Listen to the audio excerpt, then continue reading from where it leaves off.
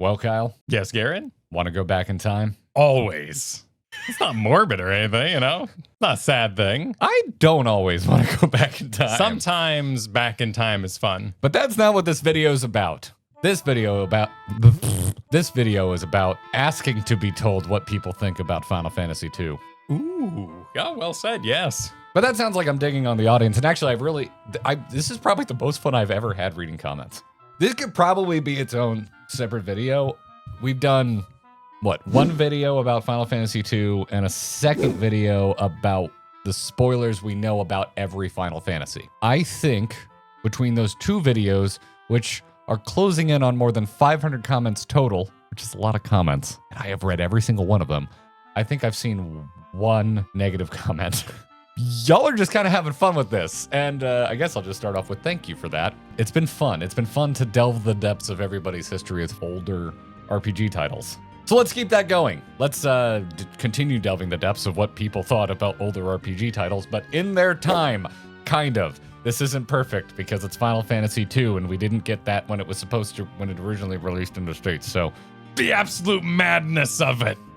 You try to look up stuff from its time period about 2, but 2 is actually 4, but it only thinks it's 2. And some people have made reviews, called it 2, because that's what they knew it as, and they refused to change, even though their 2 review was made after we got 2. Yes. So let's read real 2 reviews. Yes, welcome to what might be a new series if it doesn't die in an algorithmic fire, the Review Time Machine.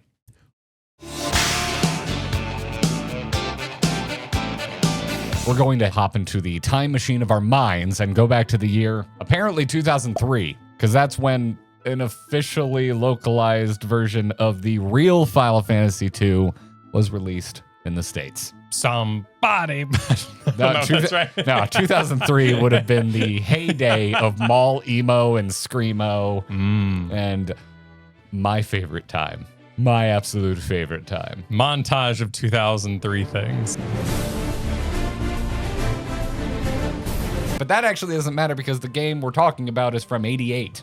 But released in America for the first time in 2003. But based on an up-res for a handheld that we never got in the United States. Wonderful. Before we get into the meat of this video, we do want to remind you that we stream right here on this channel, right here on the Grinding Gear YouTube channel. We're also on Twitch, if you prefer that, but go ahead and subscribe. Come on this journey with us if you want to see us playing through all of these narrative experiences that we talk about in the videos.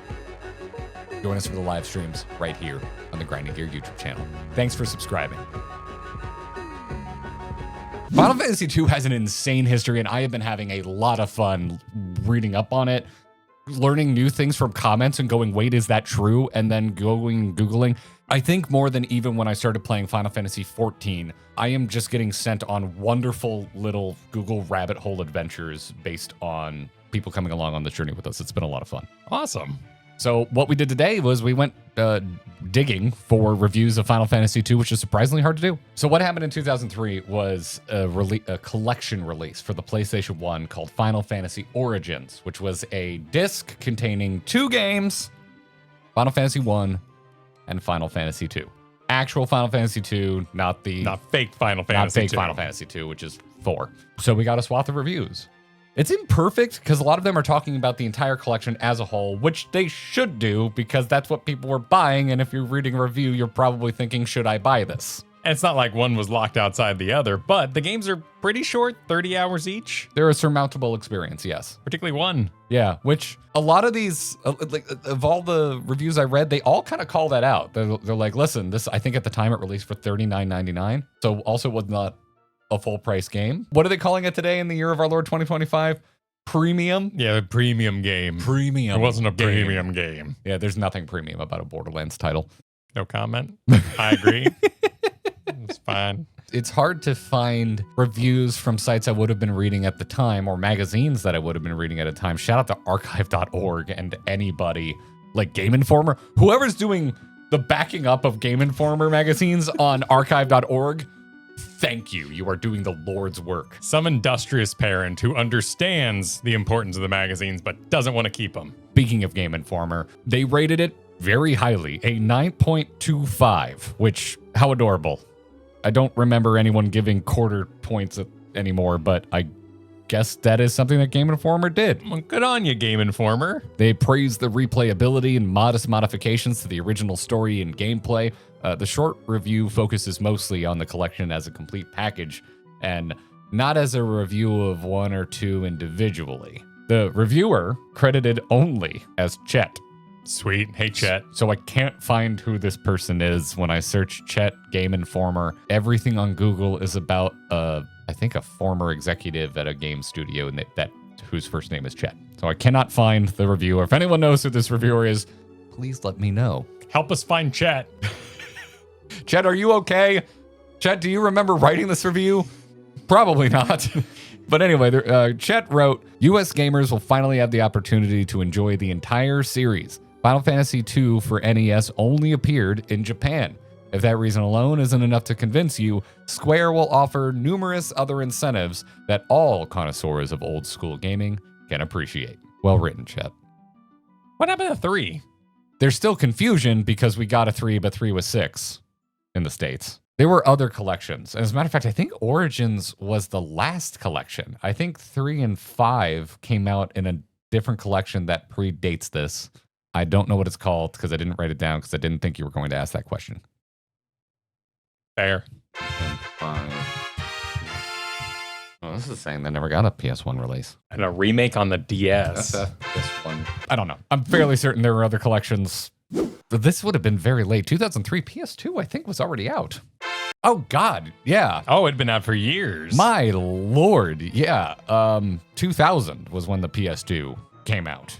They released in Japan first, but that was March. It still made the 2000 release, year for North America in October. So we're now 3 years into the PS2's life when this collection came out for the PS1. And I have talked to a few folks in our Discord who had this, and predominantly the number one thing they mention is that the load times basically kill the experience because every time you hit a random encounter, this is on a disc, not a cartridge. Oh, it has to spin up? It has to spin up. Oh my God. Yeah. So this was already a nostalgia project. If you have a PS2 looking back at PS1 on disc for a 1988 game That we never originally got. But then you had to deal with technical limitations that didn't exist at the time to play it. This is a very kind review then. This is a very kind review. But if you're used to this level of loading from a disc-based console in the year 2003, because we were still dealing with it on the PS2, all disc-based games were a bit slow to load.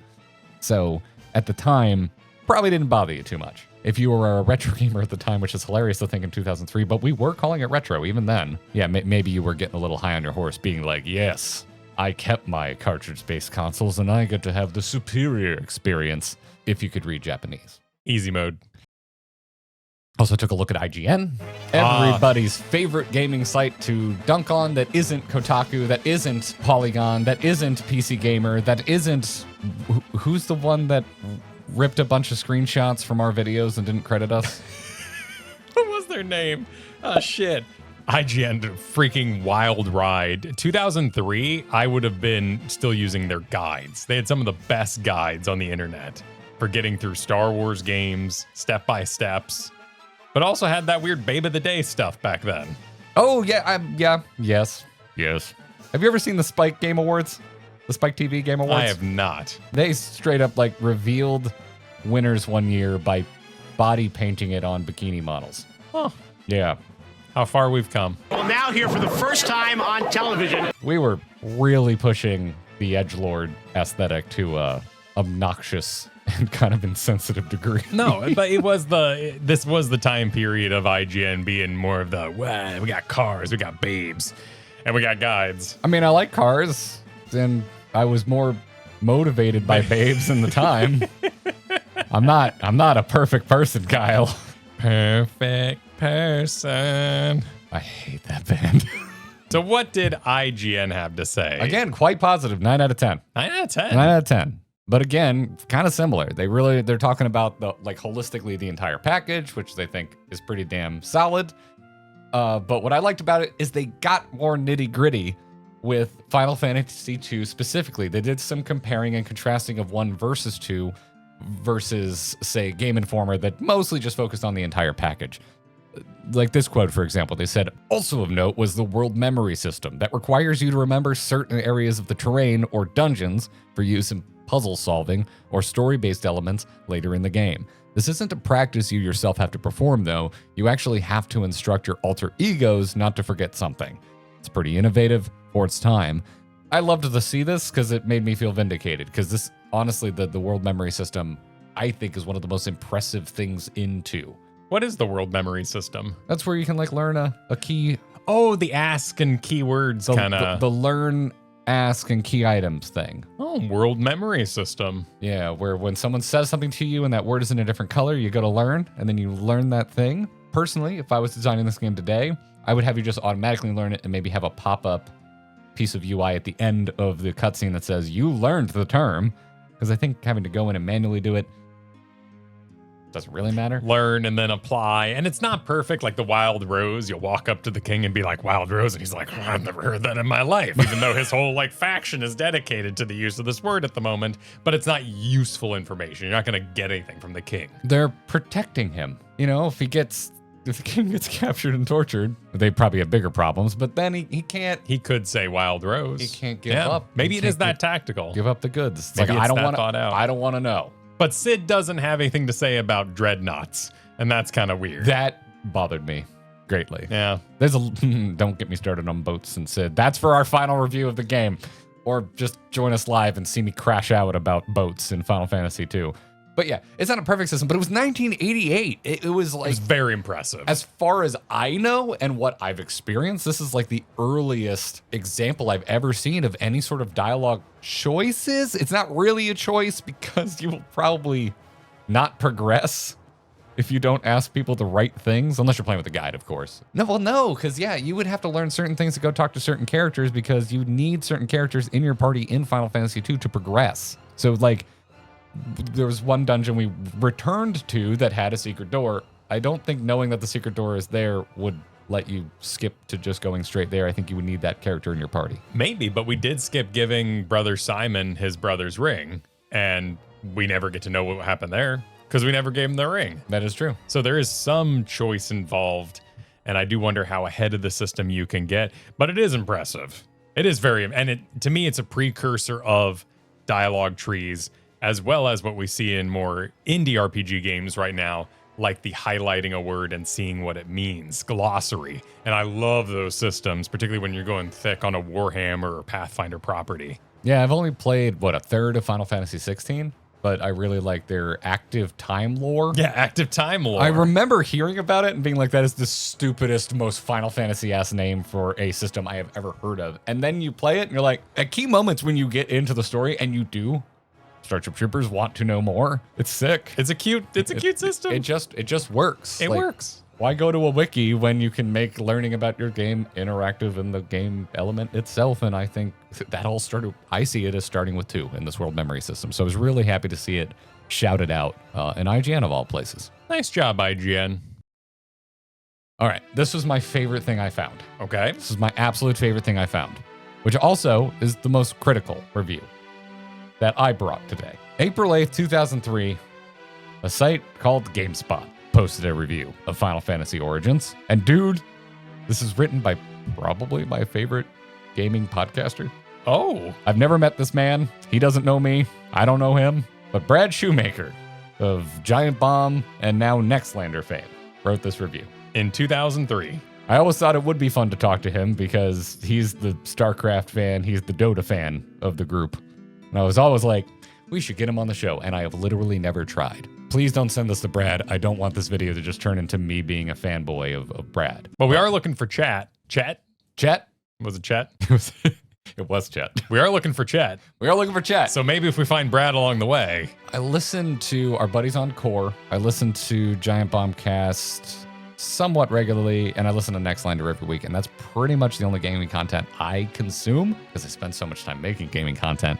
I'm not particularly interested in consuming gaming content. But yeah, I've been listening to the Giant Bomb guys, now the Nextlander guys, for a really long time. So this was fun to find this. And one of my favorite things that frequently happens on podcasts with cast members that have worked as traditional games journalists, this is a recurring thing that happens all the time, is they say, oh, I've never played that. And then next week they have an email saying, yo, you wrote a review for this in like 1998. And it's just, they forget. Oh, they forget. Because they reviewed so many games. Oh, that's fair. You know, we all cheated on our homework sometimes too. I don't accuse them of, you know. That's not at all what I was getting at. Sometimes turning it in. No, I don't think that's what happened. That is not at all what I think happened. I never read Indian in the Cupboard. I think when you write more than 100 reviews, you probably are going to forget 10% of those experiences, 20% of those experiences. I never finished Wuthering Heights. I read all of Old Man and the Sea, and I got a 40 on the test. That sucks. Yeah. Sometimes, well, that book sucks. Yeah, it does suck. Just so you know, like Ernest Hemingway, listen, I love Key West. Fuck Ernest Hemingway. Love your cats, Hemingway. Big fan of your beard. Anyway, getting back. Anyway, back to this. Most critical review, 7 out of 10. Damn. 7 out of 10. I think it even mentions the longer load times, which makes sense. The guys over at Giant Bomb seem a little more tapped in to games preservation, keeping older systems around. So probably more, if I had to assume, a little more in Brad's head that the loss of load quality from a cartridge experience to a CD experience. Load times, man. Yeah, that sounds so obnoxious to me, because even little moments like the airship taking off are so cool and dynamic and give you a sense of the world, and any breaking of that, you'd lose me a bit. And combat. Just combat. Like a monster appears and you have to wait for it. What did we do back then? It's not like loading popped up when we started checking our phone. I remember I just kind of effed off and looked at the carpet. Like I just kind of looked around me, adjusted my gamer chair on the floor. I had an entire hand-me-down set of furniture from my parents. So I had an armoire in my bedroom, which is probably the fanciest word I knew when I was in high school. And like an idiot, I put my TV on top of it. This piece of furniture was taller than me.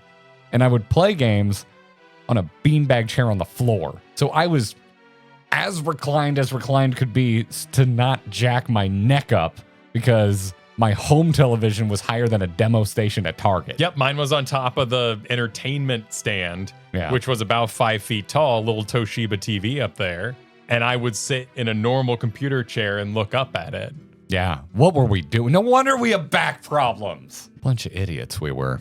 But yeah, similar reason I like this to IGN.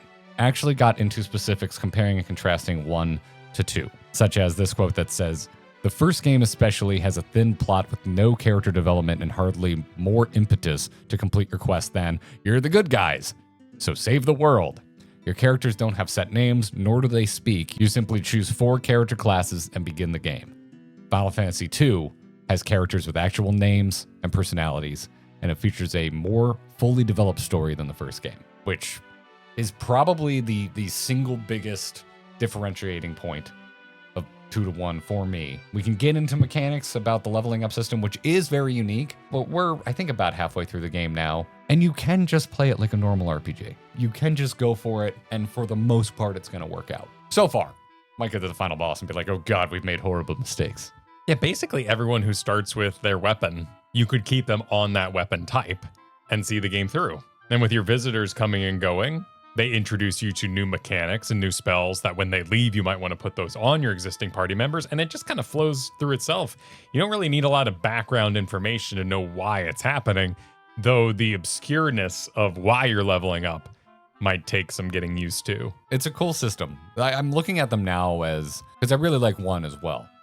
I think I'm enjoying 2 a tiny bit more, but I like them both for, funnily enough, similar reasons. So the big trade-off I see is the freedom of the job system in 1, which I think by the end of this, I'm going to think 1 is infinitely more replayable as a result.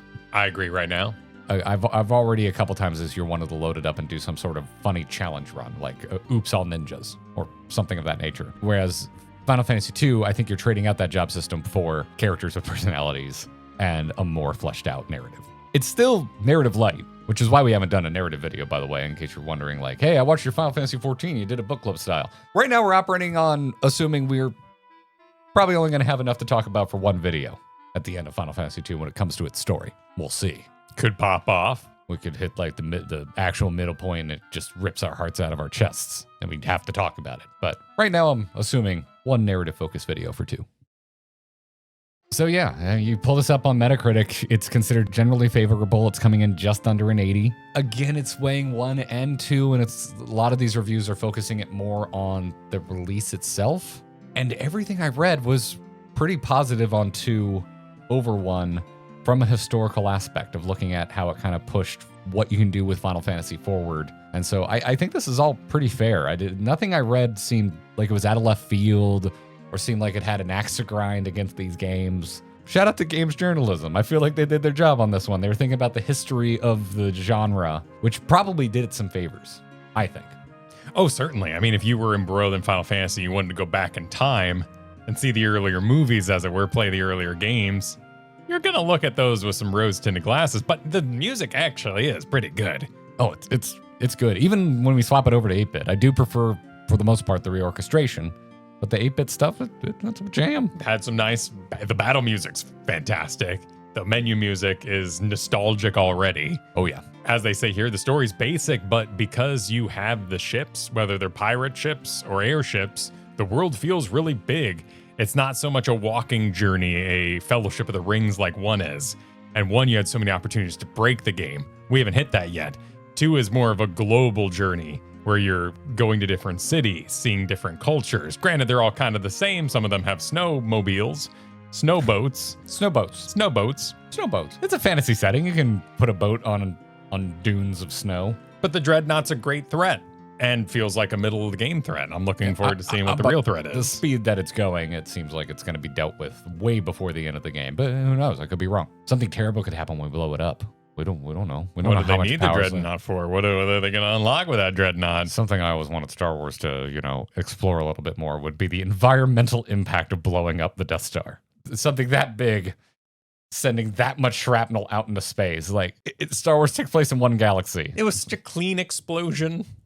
Yeah. Massive chunks should be raining down on neighboring planets and, planet-ending levels of meteor strikes. I've thought about that, but I immediately dismiss it for rule of cool because do lasers have diminishing energy? Is there a half-life on a laser? Does every time an X-Wing fires and they miss, do they go, oh shit, the cosmic impact I just had on some future world far, far away?